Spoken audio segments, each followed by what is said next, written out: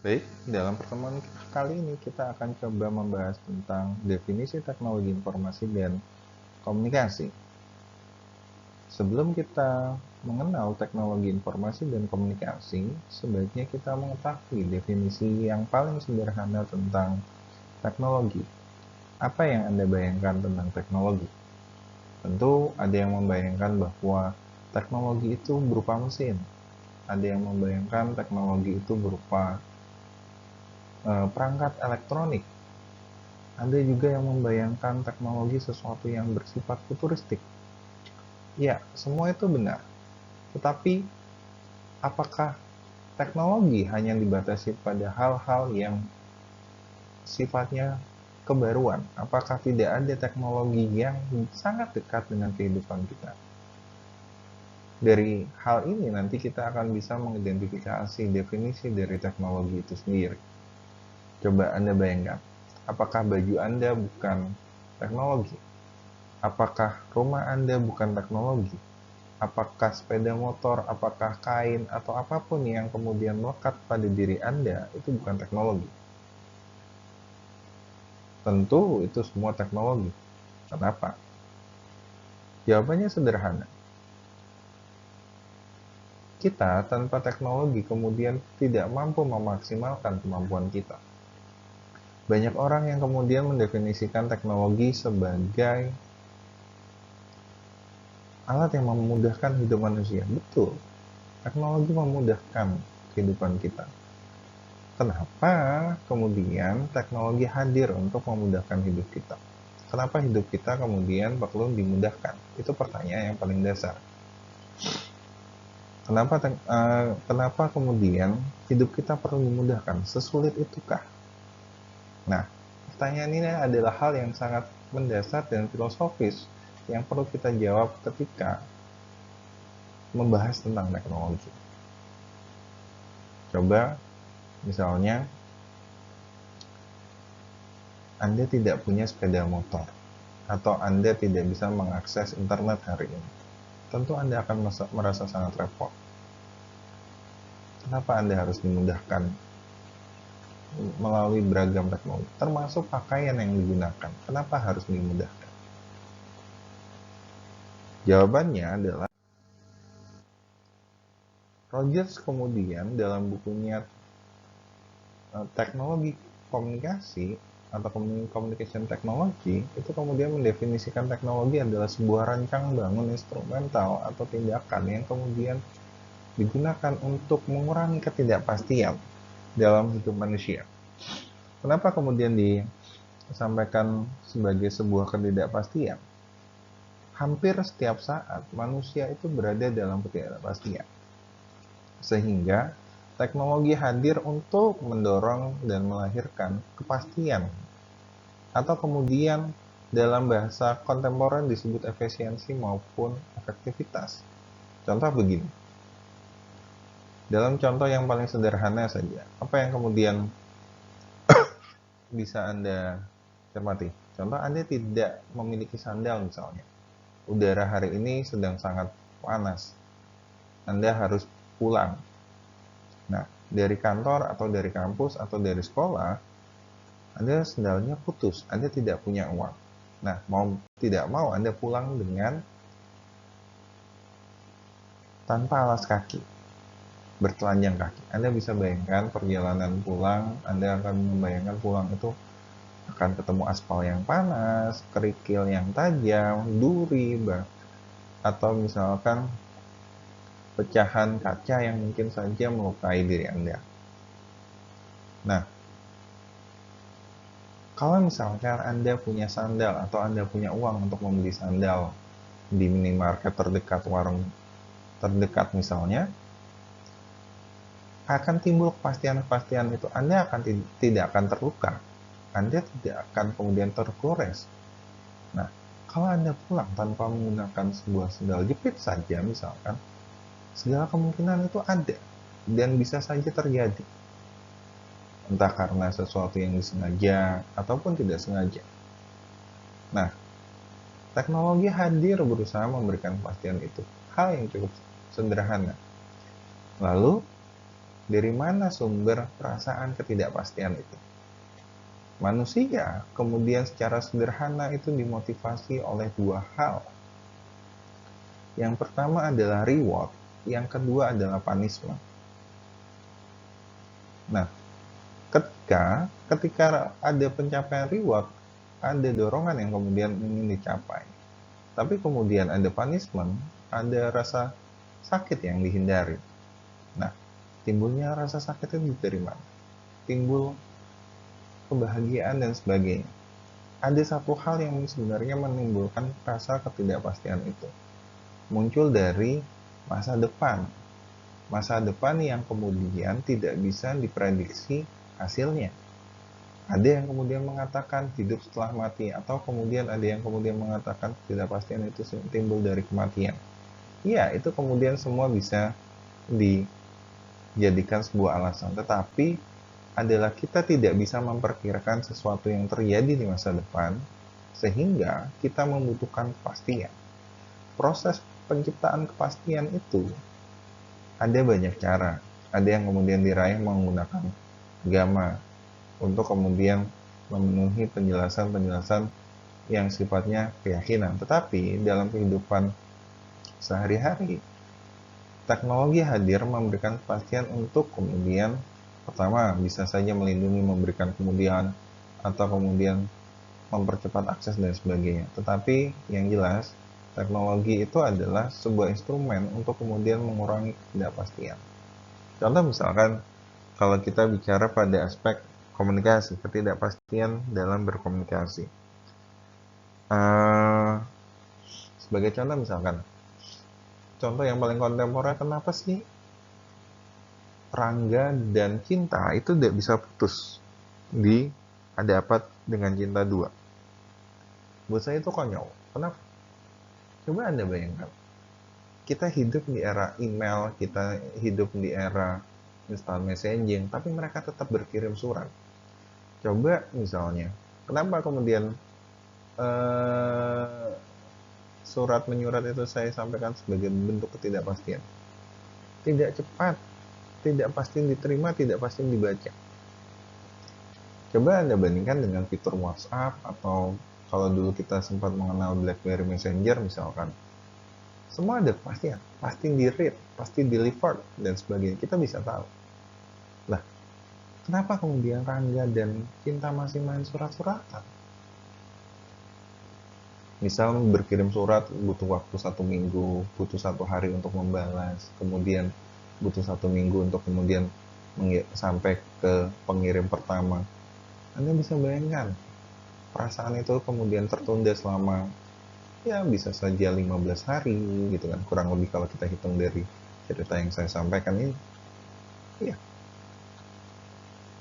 artinya semakin hari semakin di masa depan kita berusaha untuk mengurangi ketidakpastian itu.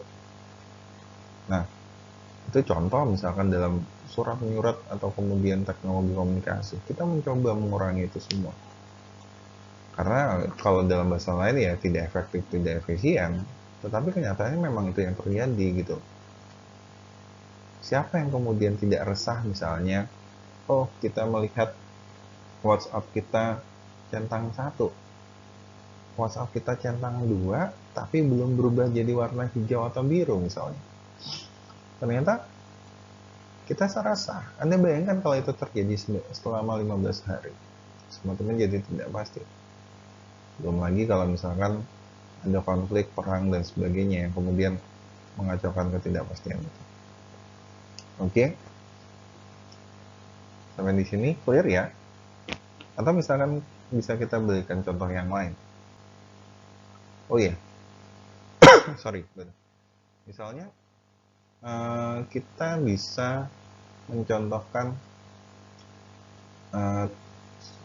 soal apa ya? Oh iya, apakah sebuah batang bambu yang ada di pekarangan kita itu sebuah teknologi? Dia bisa jadi teknologi dan bisa menjadi sebuah alat pengurang ketidakpastian. Nah, coba misalkan begini, Anda harus memanjat sebuah pohon yang tinggi, memetik mangga. tentu ada resiko di sana, entah mungkin Anda terjatuh atau terpleset dan sebagainya. Kalau misalnya pakai bambu atau kemudian dikenal sebagai galah misalkan, akan jauh lebih mudah gitu kan. Nah, pada titik itu dia akan juga jadi teknologi. Nah, masalah ini akan coba saya jelaskan pada slide-slide berikutnya. Oke.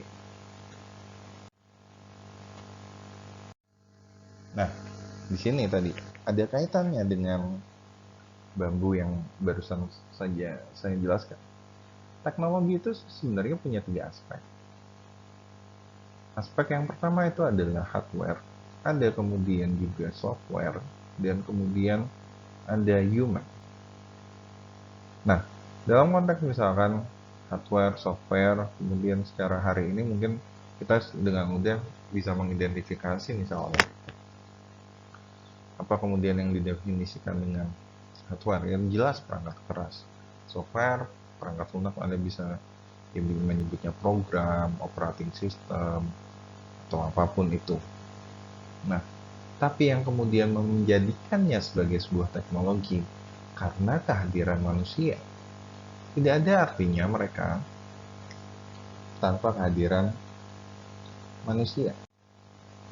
Ya, tidak ada artinya tanpa kehadiran manusia. Ya, kita kembalikan pada definisi awal bahwa teknologi itu adalah upaya kita untuk mengurangi ketidakpastian bagi manusia itu sendiri.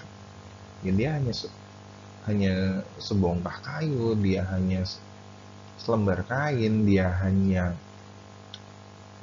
sepeda motor yang kemudian tidak punya makna. Makna itu kemudian hadir ketika manusia menggunakannya gitu. Nah, teknologi akan selalu punya 3 aspek ini.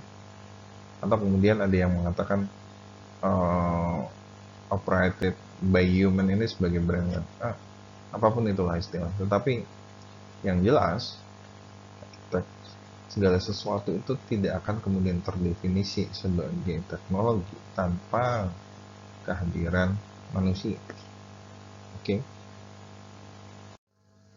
Nah, cara pikir tentang teknologi ini ada satu paradigma yang kemudian atau satu pendekatan, satu tradisi yang memandang bahwa perubahan sosial yang ada dalam masyarakat kita itu kemudian sangat ditentukan oleh penggunaan teknologi.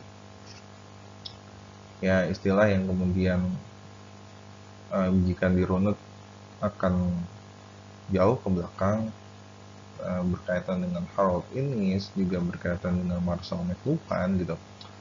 Nah, tapi Rogers dalam bukunya Communication Technology secara sederhana adalah bahwa teknologi itu adalah pendorong atau kemudian pemacu atau perubahan sosial dalam masyarakat kita atau kemudian kehidupan manusia, karena perubahan teknologi itu akan kemudian memacu perubahan sosial dalam kerangka yang lebih besar. Tentu akan banyak sekali perdebatan yang mungkin terjadi karena soal deterministik ini akan kita bisa menyinggung deterministik ekonomi, deterministik politik dan sebagainya. Tapi teknologi menjadi salah satu instrumen yang dapat melakukan perubahan sosial. Anda misalkan perubahan misalkan hari ini kita semua hampir daring. Ada online lah, dalam bahasa Inggris kita menyebutnya online, tapi dalam bahasa Indonesia kita menyebutnya daring. Coba Anda bayangkan terjadi pandemi, pagebluk atau wabah corona yang kemudian hari ini menjadi masalah global, menjadi pandemi global misalnya. Kalau misalnya tidak ada daring, apa yang kita lakukan di rumah misalnya? Tentu akan kemudian kita belum bisa membayangkan itu terjadi di 20 atau 30 tahun yang lalu. Itu akan situasinya akan berbeda. Tapi hari ini ketika kemudian internet memfasilitasi banyak hal, dunia tetap bekerja, dunia tetap belajar, dunia tetap berputar, semua akan tetap berjalan gitu. Atau misalkan kalau ingin mencontohkan secara sederhana, teknologi deterministik ini adalah ketika misalkan pertanian menggunakan mekanisasi, produktivitasnya berubah, ada pekerjaan-pekerjaan baru yang muncul, atau ada pekerjaan-pekerjaan yang lama hilang gitu. Ada perubahan-perubahan sosial. Misalkan juga ketika internet hadir contohnya, ada pekerjaan-pekerjaan yang kemudian menjadi sangat signifikan kehadirannya, tapi juga ada pekerjaan kemudian ditinggalkan. Contoh misalkan, adanya komputer.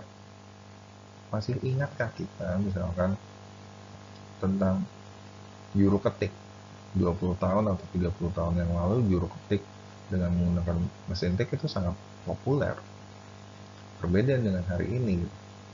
Nah, dari mesin tik saja kita bisa mencontohkan lebih banyak. Kalau dulu ingin mencetak banyak, kita harus kemudian menggunakan kertas karbon, memperbaikinya harus satu persatu. Sehari ini pengeditan sangat cepat, dokumen dapat diolah dengan mudah, persebarannya sangat signifikan banyak gitu. Kalau dulu kita harus datang dulu minimal ke fotokopi, memperbanyaknya, mendistribusikannya. Hari ini sesuatu itu dengan mudah bisa menjadi viral dalam hitungan jam. Dulu untuk menjadi sebuah viral harus lewat media massa dan sebagainya. Jadi teknologi itu sebenarnya mendorong perubahan sosial yang sangat signifikan tanpa kita sadari. Kita sebagian besar kan user, bukan kemudian inovator gitu. Nah, perubahan sosial itu kemudian didorong besar sama teknologi. Oke. Nah, lalu seperti yang kita singgung di awal, kita kembali lagi ini soal teknologi dalam komunikasi perspektif. Kira-kira gimana ya? Cara sederhana begini, kalau teknologi itu muncul untuk mengurangi ketidakpastian, kemudian dalam konteks komunikasi berarti kan ada ketidakpastian dalam proses berkomunikasi. Nah, karena ada ketidakpastian itu, pelakunya sebagai manusia, dia harus meningkatkan kemampuannya. Meningkatkan kemampuannya untuk apa? Ya seluruh penginderaan yang dimiliki untuk mendengar, merasakan, melihat, berbicara gitu. Coba misalkan contoh pengurangan ketidakpastian. Anda sedang harus berbicara di hadapan 1000 orang. Bayangkan kalau tidak ada mic, tidak ada speaker, tidak ada audio elektronik yang kemudian memfasilitasi itu semua. Habis suara tidak terdengar, orang tidak akan mengerti apa yang Anda sampaikan. Nah, speaker atau kemudian perangkat elektronik audio itu adalah meningkatkan kemampuan untuk dua hal. Adalah meningkatkan kemampuan untuk mendengar, meningkatkan kemampuan untuk juga berbicara. Termasuk misalkan penggunaan telepon seluler jelas meningkatkan kemampuan kita berkomunikasi. Dari yang kemudian hanya misalnya surat menyurat, tapi semakin lama semakin interaktif. Bahkan hari ini kita sering video call, bahkan dalam kondisi pandemi seperti ini kita meeting atau rapat atau kemudian melakukan pertemuan secara virtual. Itu semua meningkatkan kapasitas dan kemampuan kita dalam berkomunikasi. Melihat jelas, mendengar juga iya, merasakan iya, semua akan semakin interaktif. Touching ini mungkin lebih kepada kemampuan kita merasakan. Ya misal dalam konteks hari ini ada emoticon yang bisa membantu mengekspresikan, meski kita belum tentu bisa seberapa dalam rasa senangnya, seberapa dalam rasa sedihnya kita belum bisa menggambarkan gitu. Tapi kalau misalkan kita video call, kita bisa lihat, merasakan kesedihan, misalnya orang menangis, oh kita tahu gitu. Di masa depan mungkin dengan misalnya teleportasi atau kemudian virtual reality yang memungkinkan kita bisa berkomunikasi dan merasakan lebih jauh, itu akan kemudian meningkatkan kemampuan. Ya, semoga kita masih punya kesempatan untuk mengalami itu semua. Oke.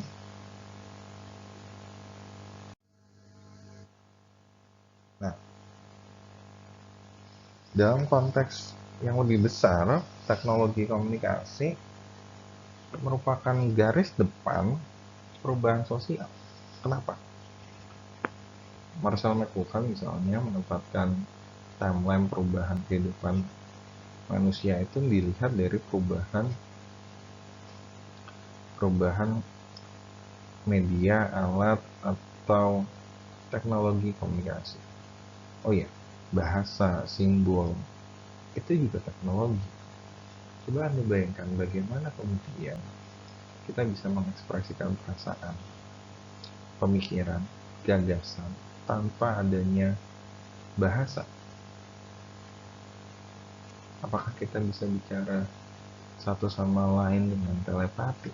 Bahkan guratan dalam tembok gua itu pun contoh sederhana dari teknologi gitu. Ketika kita kemudian menemukan bahasa tulis, itu akan berubah. Kenapa? Dengan bahasa tulis berarti memunculkan pencatatan. Dengan ada pencatatan akan memunculkan pekerjaan baru. Dengan pencatatan juga akan ada perhitungan. Dengan adanya perhitungan akan kemudian ada kegiatan-kegiatan yang baru, mengenal kepemilikan dan sebagainya. Ketika misalkan kita sudah mengenal pencatatan, kita mengenal misalkan komunikasi secara elektronik hari ini semakin cepat, semakin efektif, efisien gitu.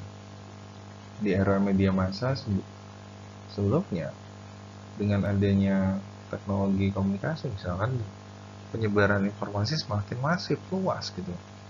Hari ini semakin cepat gitu.